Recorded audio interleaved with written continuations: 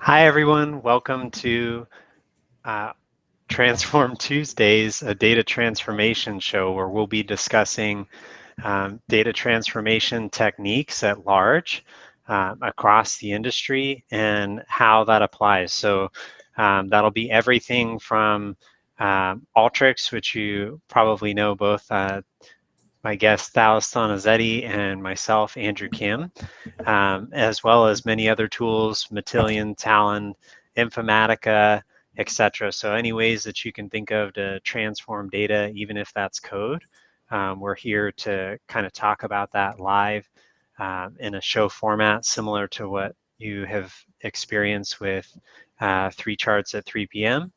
And today we're going to be talking about healthcare and how some of those data transformations occur and what are some interesting things that you can do from a transformation perspective with healthcare. So Talis, to get started, do you want to introduce yourself? Yeah, sure.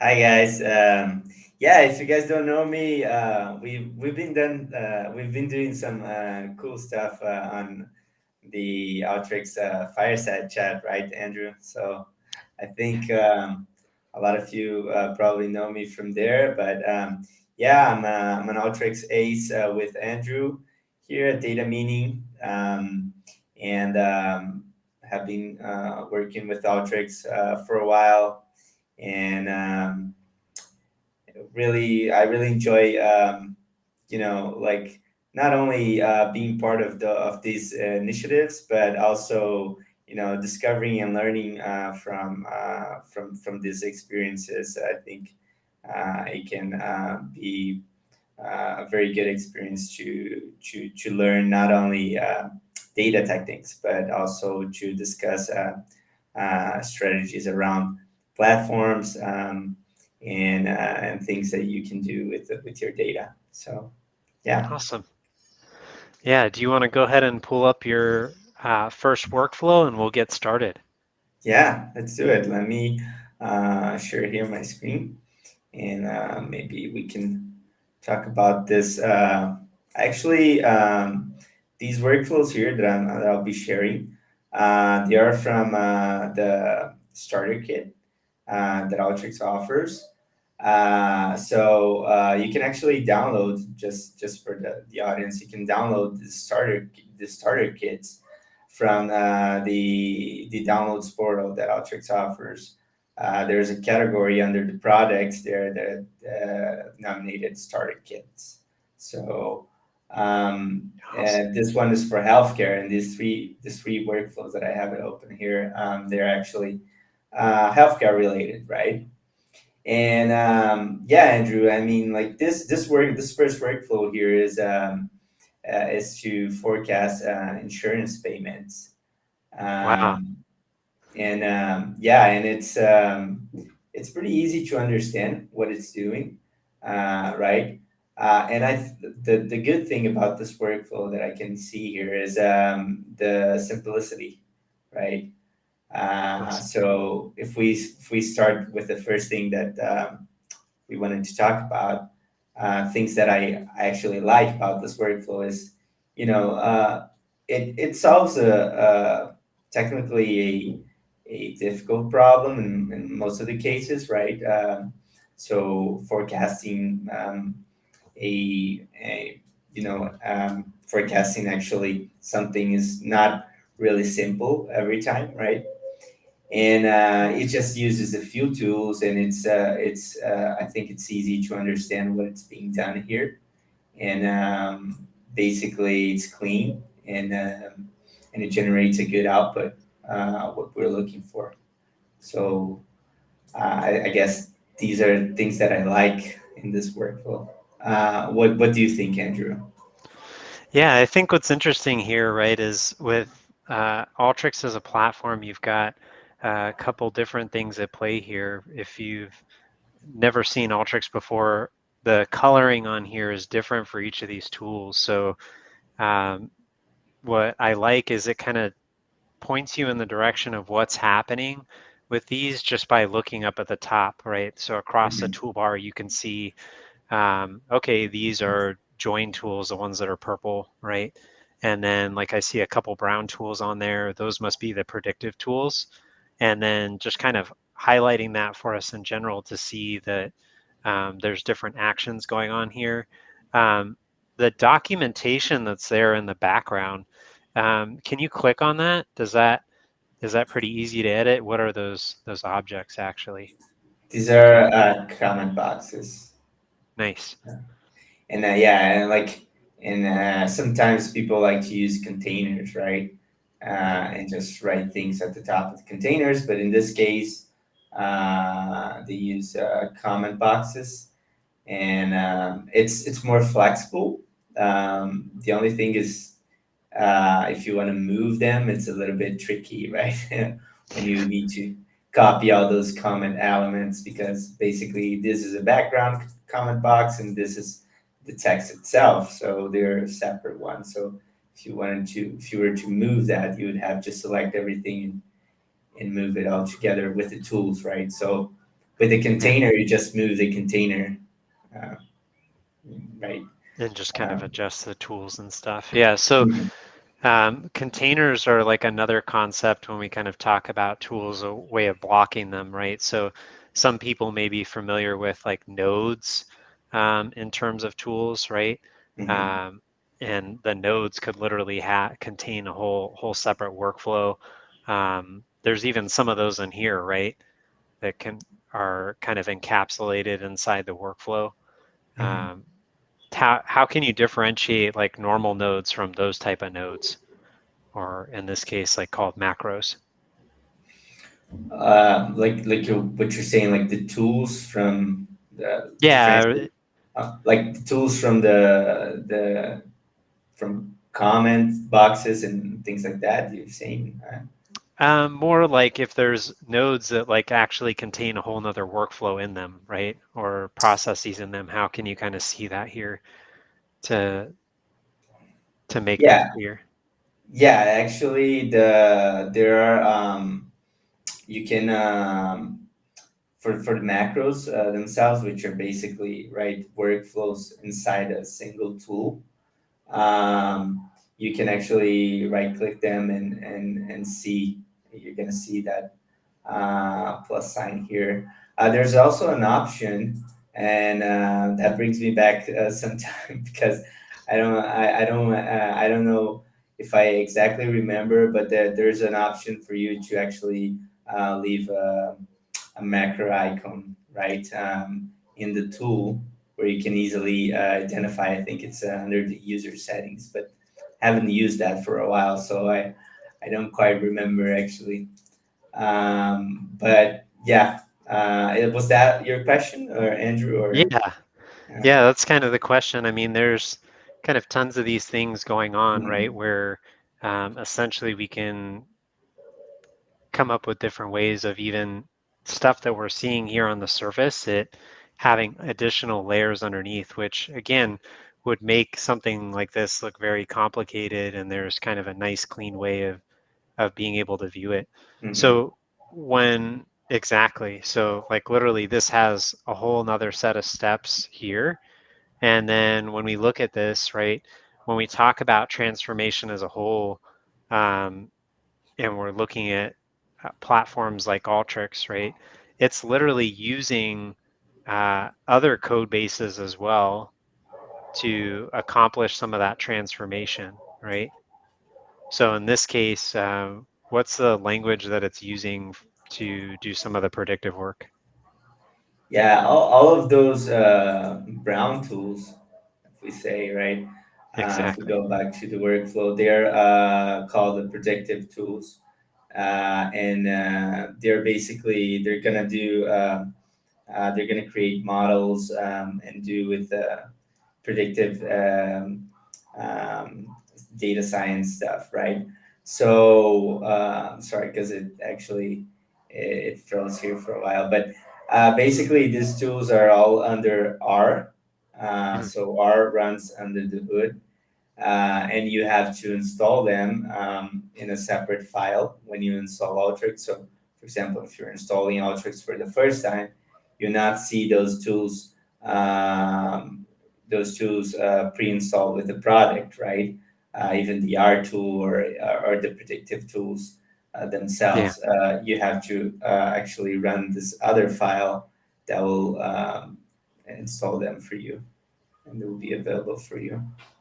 awesome. So Um, those are like little packages that you have to upload into mhm. your repository, right?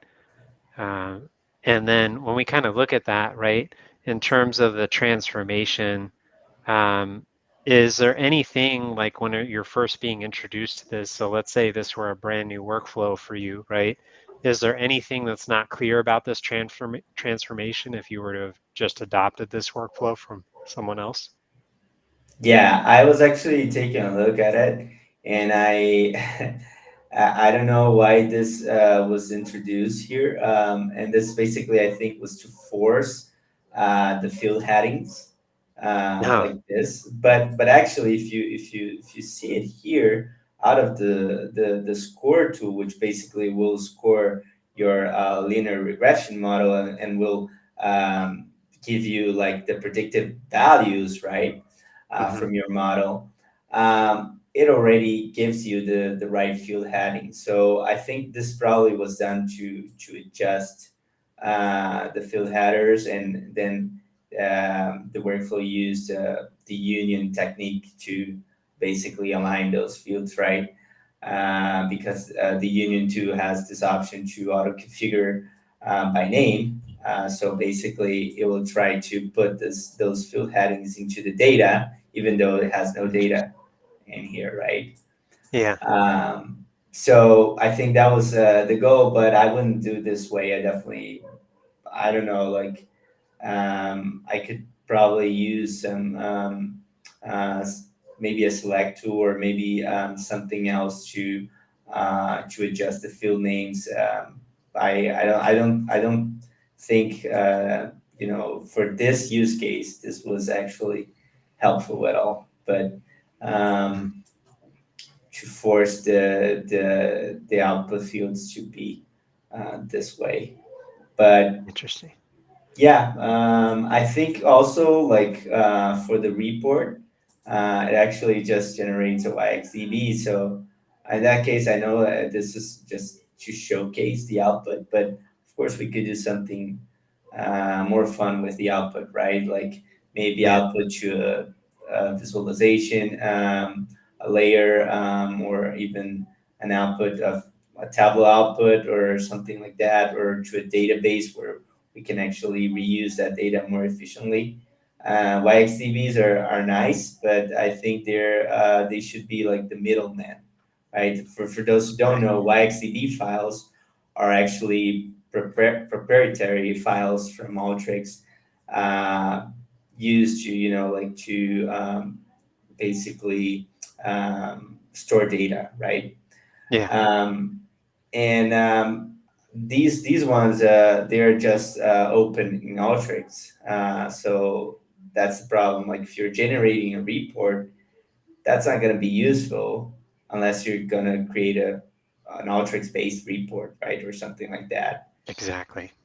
Yeah. So yeah, I Yeah, think what are some other things that you've seen in terms of like in general use of proprietary files whenever you're working with different platforms? What are some of the pitfalls that you've kind of seen whenever you're developing transformation processes with proprietary files? yeah, I it adds another step right into the transformation process, which is basically change the format of the file, Yeah, right? So you can definitely struggle with that because some of those proprietary files they're more complex. YXDBs actually they're okay because like you just put a YXDB into Alteryx, you can read the data. You don't Mhm. need to configure anything, right? Just as an example, I've worked with another tool called LavaStorm, Mhm. where they have also a proprietary file called PRD, and that file is the way that it holds the metadata. It's a little bit more complex, so it's not as easy, just reading it and dropping into a different format. And Yeah. it's hard to decode that file in any other tool and or any other thing. So it adds that extra step of changing that to a common format where it can be read, in Alteryx or any other tool like CSVs or Yeah. even Excel files, depending on the size of the data.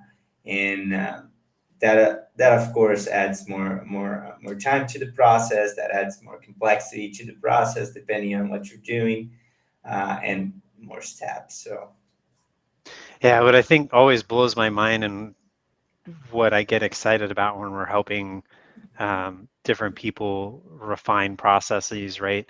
Is typically this is what happens when people first start developing. Maybe they don't have access to a database, or you may not even be sharing your transformations with anyone, right?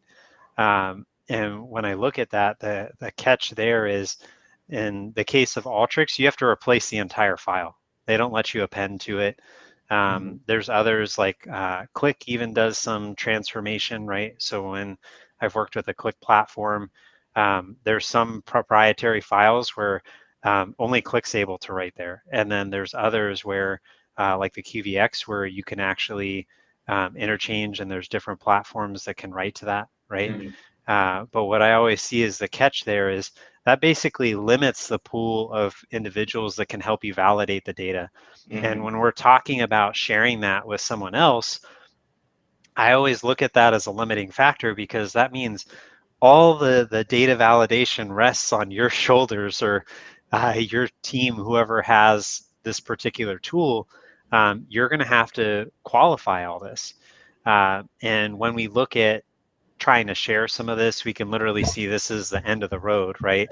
And there's only, what is that, 6 by 4, so 24 cells of data. So that's not too much to validate, but we know that there's a lot under there, and that's actually forecasting, right? So there's a lot of support that kind of has to come here.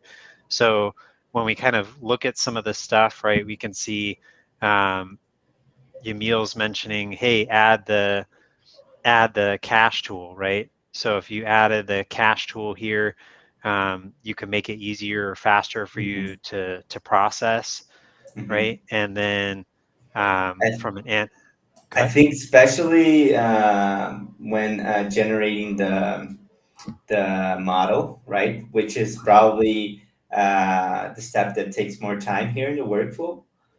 yeah, So in this case, you can see it's not enabled here, but some of the tools that actually don't let you cache the workflow at that point. But even like if we had like bigger data sets, it would be nice to do that. And basically, just to explain how the caching functionality works, right, in Alteryx. It actually creates a exactly. YXDB file, a temporary YXDB file that will Hmm. be easily accessed by the workflow. So you don't have to redo everything that you were doing or even reading that other data format file or something like that, because it's easier for Alteryx to just to read that temporary YXDB file and basically feed that into the workflow. Yeah, So that's what the caching functionality do. Um, yeah, so, that's awesome. And I see Tito kind of talking about that, right? mhm, So when he's troubleshooting workflows, um, he's saying, hey, literally, I shut them down in certain parts, right? And when I look at different platforms that are able to do that, like Apache NiFi, right? Um, Alteryx is a linear process in the sense that it has to basically execute the entire process that's on the screen, right? So you can cache things and um, do portions of that. There's different platforms that kind of allow that. And then there's other platforms that literally allow you to run like a single node. So like Mhm. Nime does that as well. So I look at different ways of kind of sharing some of this info and diving in and really just helping uh, us learn different platforms together during this conversation. So Mhm. awesome. Yeah, and there are other ETL platforms where you can. I think it's actually one of the things that Outreach could improve in the Hmm. future, and I think most of the user base requests that. It's yeah, that the ability of creating easily conditional boxes where you can decide where your workflow will go to without Hmm. bringing all the data or all the metadata with it, right? Yeah. And basically just saying run this instead of running this. Of course, Hmm. in Alteryx you can sometimes use filter tools and everything, but you don't stop the data or the metadata flowing through that tool, right?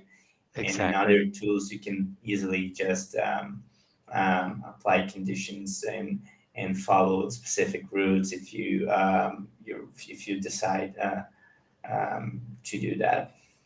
Yeah, which we haven't even talked about the big news this last week, right? With Alteryx acquiring Trifacta. So Hmm. that's going to be another cool one to kind of see if anyone has any Trifacta workflows out there and they would love to talk about it.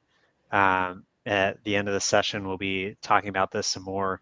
But literally, if you're looking to sign up and kind of speak about your session, or sorry, not your session, your tool of choice, right? And you want to talk about the different platforms you can.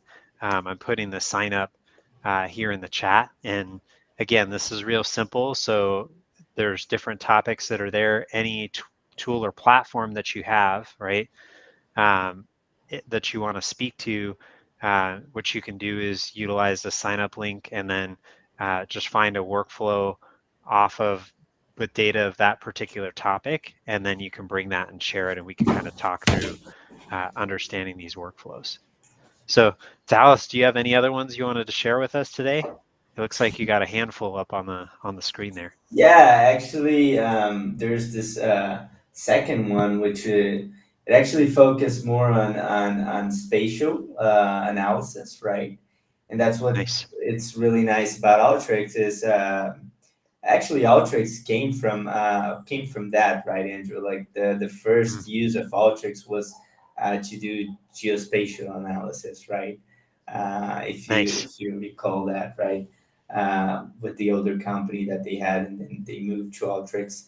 But it's nice because it's not all of the transformation tools that actually have all of these spatial steps and those possibilities to actually integrate geospatial analysis with data blending and other things, right? Yeah. And in this workflow here, it's the focus is to find the nearest competitors for pharmacy locations, and that's pretty cool because it also integrates that map capability into reports.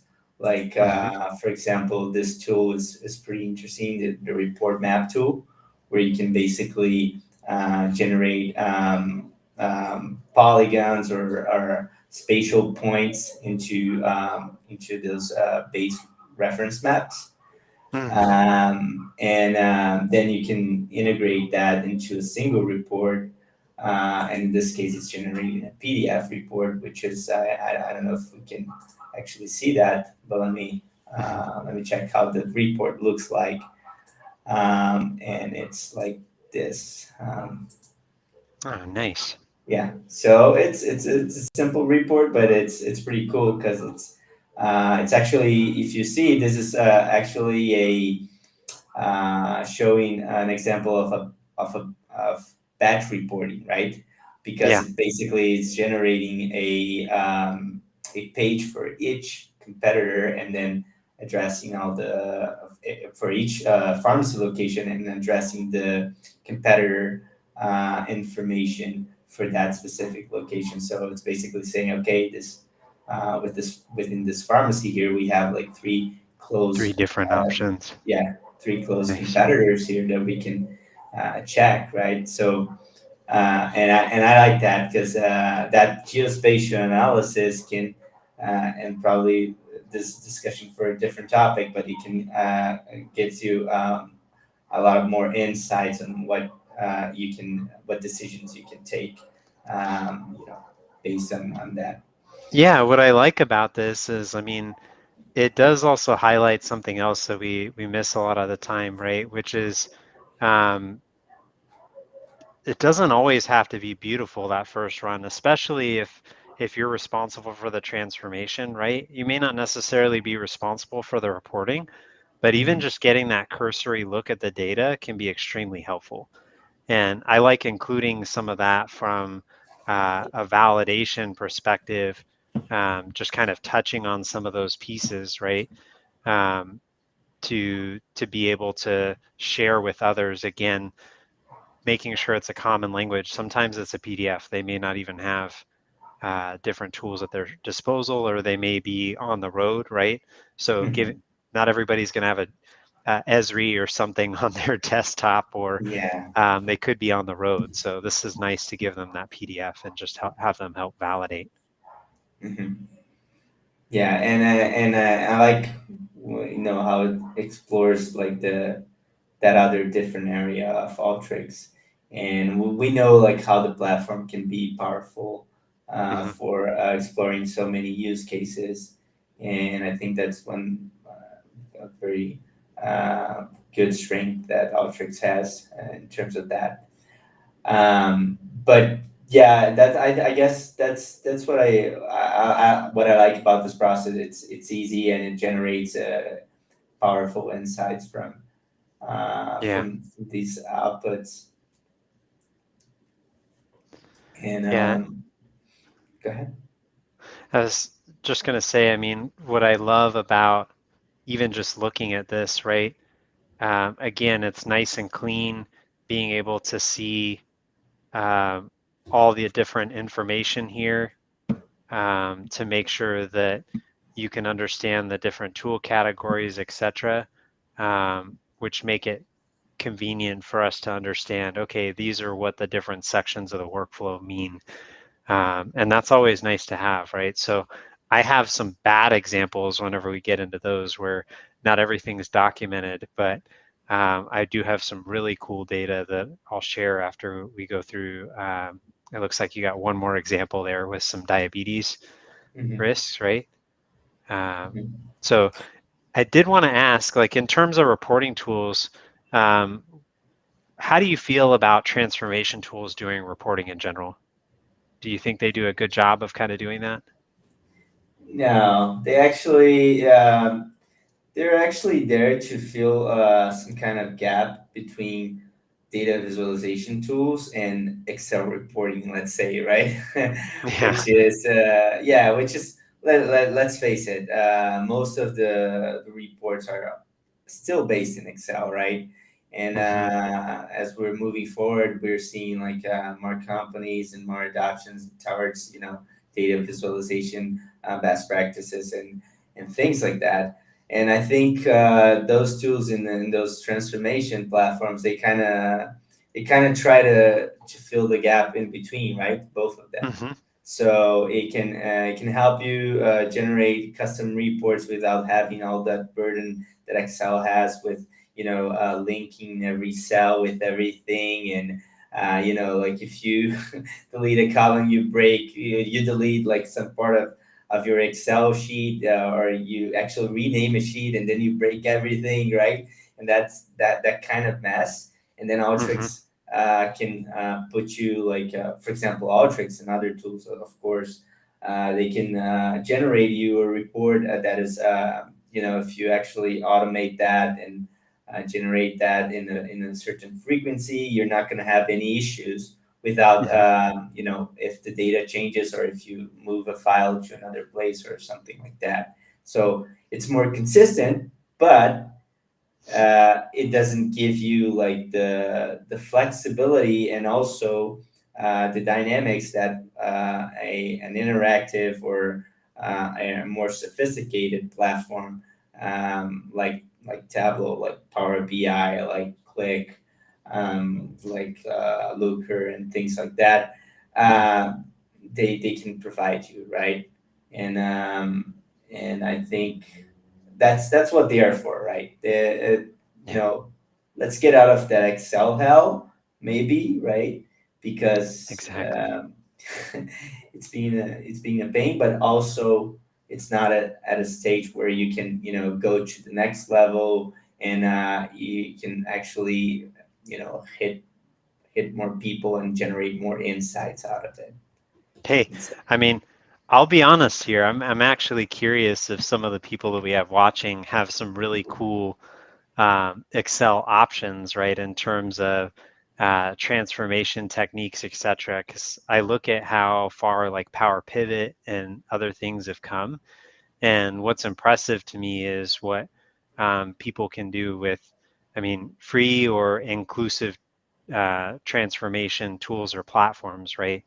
Mhm. When I look at this, like Alteryx has that shirt, Excel is not a database, right?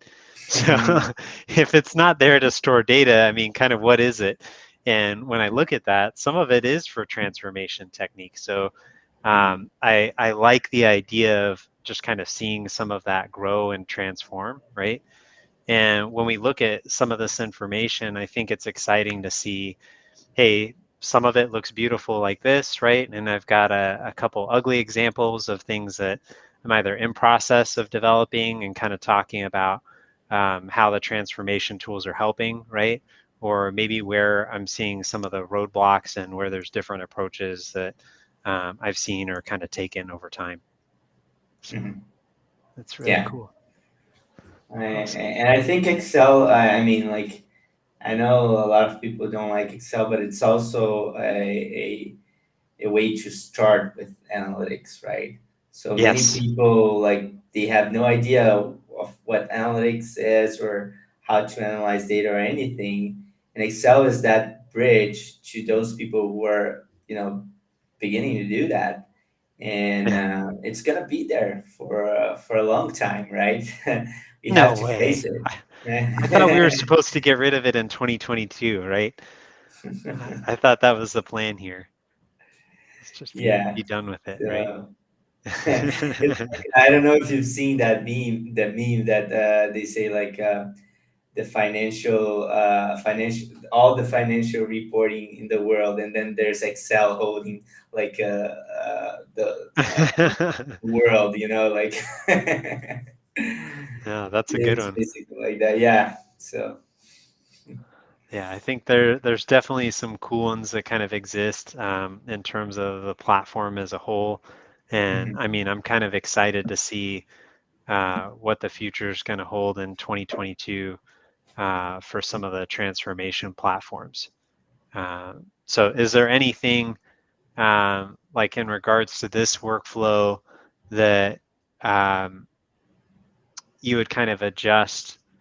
Like, I think there's one topic we haven't touched on, data validation. Is there anything in this that would be, you think, helpful? Because like I'm seeing some filtering going on in there in the middle of the workflow. Um, do you ever feel like some of the data that's kind of dropping out, you need to be concerned about it when you're doing transformation? Yeah, I think, yeah, definitely. Depending on the condition, there's a couple of things that I think filters need to be, you need to watch out for filters.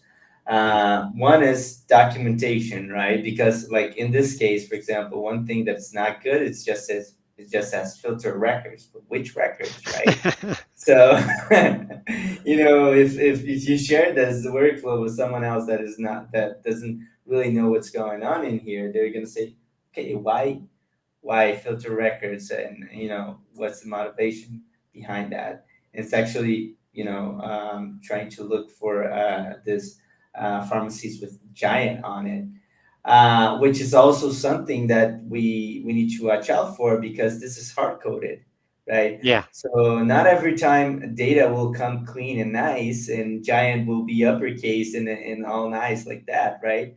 and it's going to be at the beginning of the string, like it's saying starts with giant, right? So it's saying, okay, I'm trying to look for that kind of pattern where the pharmacy name will always start with giant. And especially when you're dealing with multiple vendors and multiple systems and things like Yeah, that, you can get weird patterns, and you need to watch out for them, and you need to try to put rules in your filters that can cover at least most of them, or it can be dynamic enough to so you don't lose that data, right? exactly. Important data. Exactly. Yeah, and I think, I mean, that you and I have both gone through some projects where just the validation alone, that's like 80% of the work, right?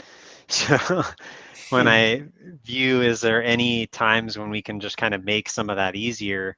I try and see if there's ways that we can also make it continuous. So if we can do that, then it makes it easy for us to, again, just kind of understand what the probability of us being able to continue that is. And then there's different ways that you can view that, right? So far today, we've kind of talked about information and really just looked at the bottom section there. I think let's talk about the diabetes workflow here, Yeah. because I'm kind of curious, are there different ways that you can detect things like outliers in terms of data? And then is this first workflow, does it have a portion of the process that you like kind of related to that? Yeah, let me just wait a little bit because I think there has been a lot of work today with Alteryx, so that's why I think it's probably slow when changing workflows. Yeah, But yeah, it needs a heart attack detector, not diabetes detector, right? well, for us, Andrew, who develop all the time with those different tools, if like when we see that and we're in the middle of a big project and we forgot to save our progress, right? And then it starts to freeze, and we're like, okay, please don't break and don't close. Um, Exactly. And we see Megan here literally saying that, right? Like, please don't take away my Excel. I'm scared, right? I think we all have our favorite tools, and this is definitely a way that we can kind of make sure that we're sharing other ways and approaches during the show. Yeah, see, in this workflow here, the nice thing is it's using some variables to actually build a model and predict the risk, right? And it's Mhm. using logistical regression here. And it's pretty nice, again, like how Alteryx simplifies everything, right? Because you basically you don't have to do so much to generate a model that will generate actually um, coefficients, so you can actually use that to predict with data that is in the future, or data that will be actually predicted, right? Yeah. It's nice that the tool is easy to customize. Here you can see, and in here there are a couple of steps where you just need to prepare a little bit the data and create like the do the data sampling, which is important when you're generating those predictive models. So you can do a validation data set and against it, and basically see how effective your model is at the end, right? So Yeah, um, something, I mean, as we kind of talk about that from a transformation perspective, right? I mhm, love that they called out sampling specifically right there in that first view, right? But when mhm. I look at this, I mean, basically, the thing that I don't see that from a clarity perspective in terms of transformations, right, is I like it when it has a little bit more details there. Right now, they're doing kind of text documentation, but it doesn't really tell you hey, what percentage are we sampling, right? Hmm. Or That's right.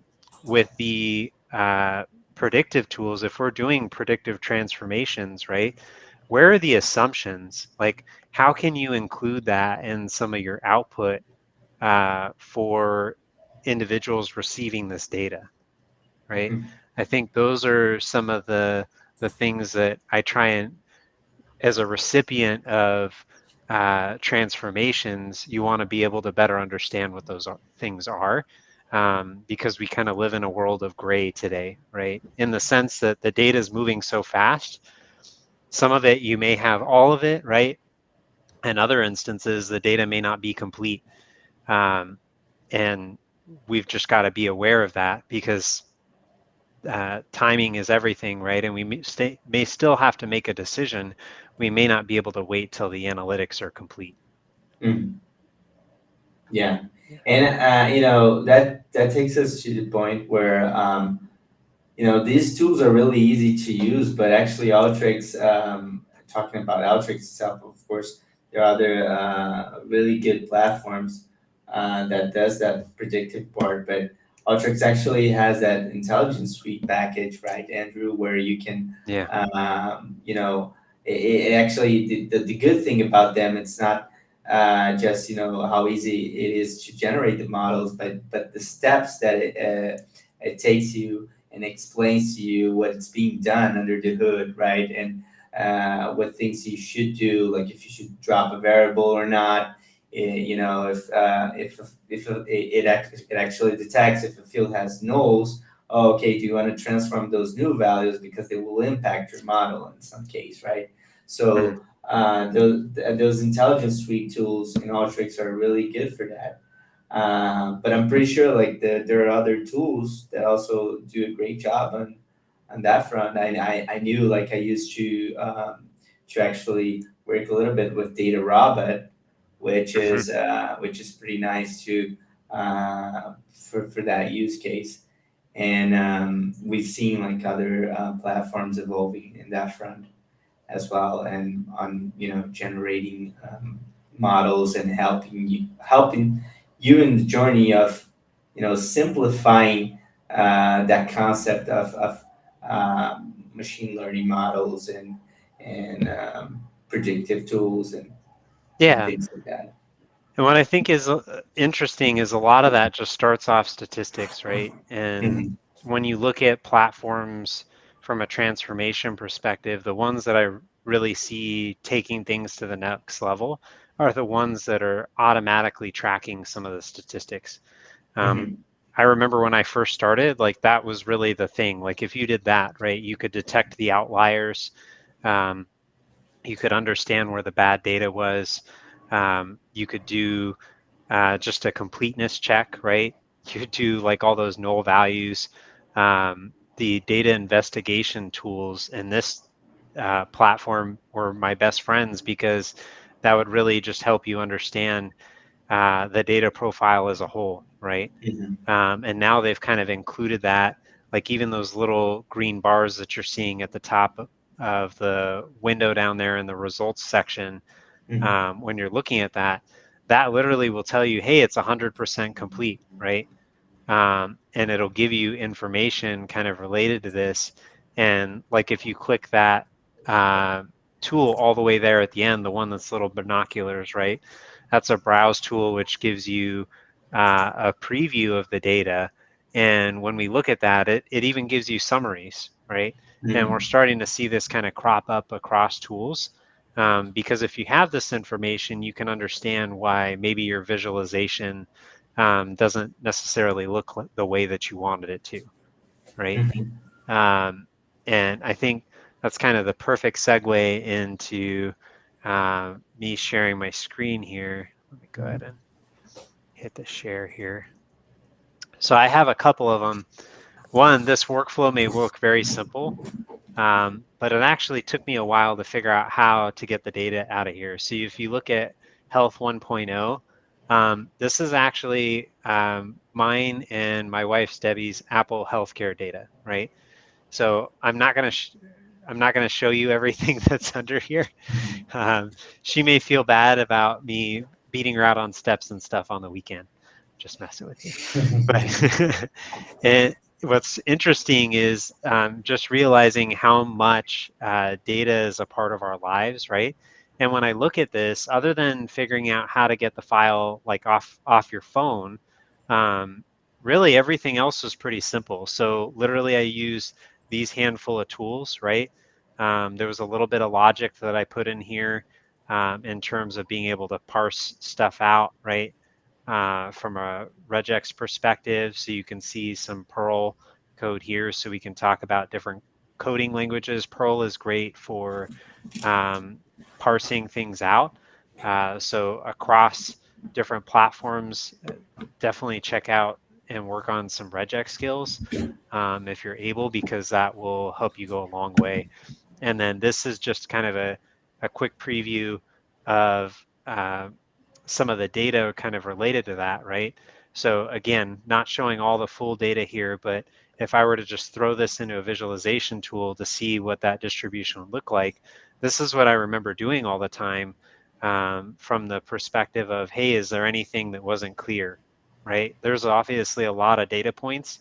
You can't really see that when you're here looking from the transformation side of things, right? If I have a million plus records, which was the case in this instance, I was basically tracking here, hey, every 5 minute block, how many steps was I taking, right? And that's why you can see it all over the place. And what I wanted to do was see if I'm using the different apps. So Zova, right? Map My Walk. We had our phones. And at this point in time, right, I was checking to see both of us were walking next to each other. How accurate was the iPhone gyroscope, right, versus the watch? So like you hear a lot of that stuff from Consumer Reports. How does that kind of track? So when we talk about healthcare data, I mean, I really look at this being the future of it, right? So let's say, for instance, Dallas, right now, Progressive has a little computer that you can plug into your car, um, and then they're going to offer you a discounted rate, right? Um, I see probably in, let's call it 10 years, right?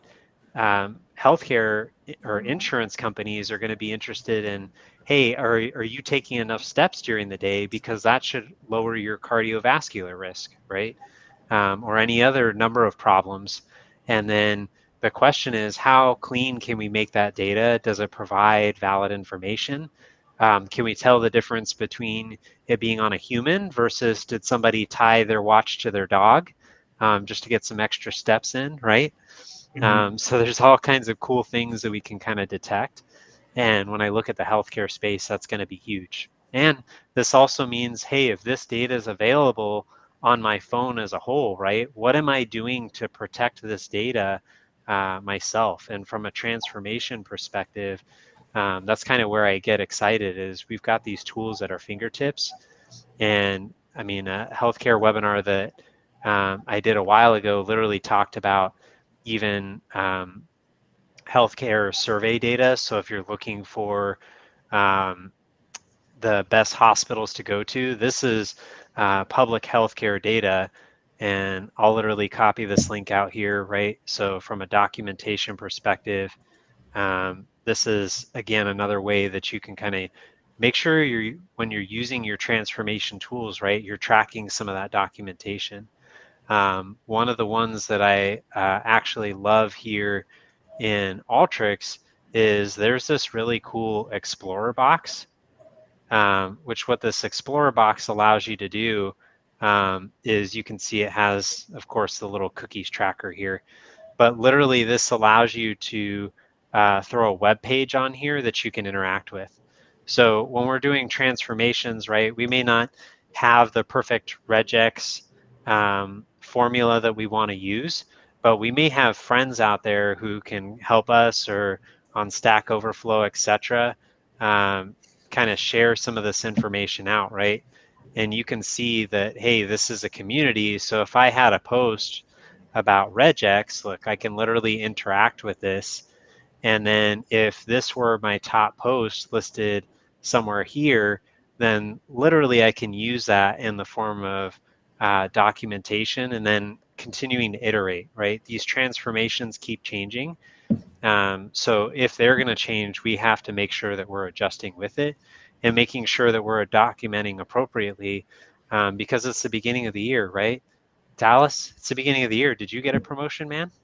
Yes, I All did. right. So that's what I'm talking about. Everybody wants a promotion, and part of that's by being able to make sure we can hand off some of the work and do some different transformations, right? So as we kind of look at this, again, there's different ways to get involved with these tools, and you can see here, this one's obviously a messy workflow. So if I were to go back and kind of redo this, right, this is one of my mid workflows. I wanted to show something that was a little messy, right? But if we're talking about this as a whole, hey, is there anything that's not clear? I can't even tell what's going on here. So we showed some beautiful workflows there. Um, but here I can't really tell what's organized. It doesn't have all those data sources nice and neat and in a line. But if I were to want to do that, literally what I could do here, if I wanted to line these up, right? Let's go ahead and take this and scoot it over. But if I had these three, I could come in here, right? And I could select those three tools. And then literally I could come in here and hit Control Shift plus, right? And that's going to put those in alignment. So there's all different ways when we talk about this, right? Remember that someone else is coming in behind you.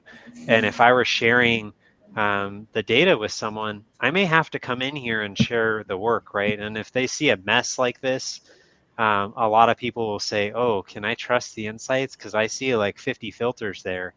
Is are my insights actually getting through this? So I think this is actually a great way of kind of showcasing, hey, what are some ways that we, as we're going through and cleaning it up, we can use those containers, comments, and things that Talos was talking about to make this a great talking point and show off some really cool work. Mhm. So everyone, thank you for joining us. That's our show here for today. Again, I want to tell you to reach out, go and check out our page for Sign Up Genius if you haven't done so already. I'm going to pull that up here on the screen real quick, just so you can see what some of our upcoming topics are. And again, if you're interested, feel free to sign up. This show is going to be every Tuesday. And as we're looking at this, right, you can see that there's some great topics like food, sports, equality, pizza, right? So if you've got any pizza workflows, maybe we have some fans here that work for Domino's or something that want to show some stuff off, right? Or you got some really cool workflows, processes that you've helped Come on, build Andrew. You out made me working on. hungry. You made me hungry with that talk. Hey, look, I mean, maybe these should have been a little closer together, right? Pizza and beer. I don't know why there's pets in between there. So, yeah, there's definitely some great options. So please feel free to sign up for these sessions and then we'll reach out to you. And it's real simple. Just workflow any platform that you have. And then those three simple questions, which I'll flash those again here on the screen real quick. So if you're not familiar with them, it's what do you like about the workflow and the process, right? Is there anything that's not clear? And again, imagine if you were going to share this with someone, what would you change? Any minor adjustments? Thank you everyone for joining us. Thank you, Talis, for being my first guest. And thank you, Data Meaning, for being such a wonderful sponsor. And if you guys have any questions about the things that we do or how we help our customers with the different analytics processes, flows, everything from Lava Storm, Informatica, Alteryx, right? We love Alteryx. And other platforms like even Tableau Prep, we're here to help. And feel free to reach out to us on LinkedIn, or you can always email sales@datameaning.com. Thank you, everyone. Thank you, guys. Take care. See ya.